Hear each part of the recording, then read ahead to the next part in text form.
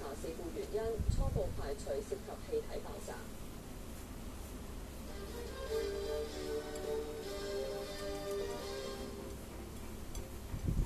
恒生指數曾經跌穿24000關口，見近1年嚟低位。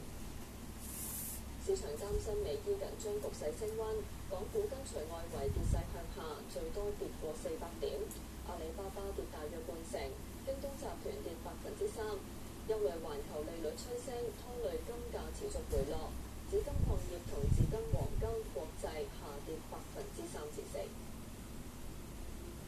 恒生指數最新報24,199點，跌208點，總成交超過1734億。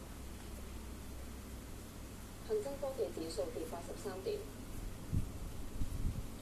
最活躍港股，盈富基金跌1毫8，阿里巴巴跌5個3，騰訊控股跌5個2，南方恒生科技跌8仙8，南方海力士槓桿產品升3個9毫1。恒生中國企業跌8毫8，中芯國際跌8毫半，友邦保險升2個2，中國海洋石油跌4毫9，南三星槓桿產品跌3個8毫半。藍籌股方面，匯豐控股跌1毫，友邦保險升2個1，中移動跌4毫半，港交所跌11蚊，香港中華煤氣冇升跌。恒生指數期貨即月跌159點，總成交超過95000張。內地股市方面，上證綜合指數跌12點，深證成分指數跌72點。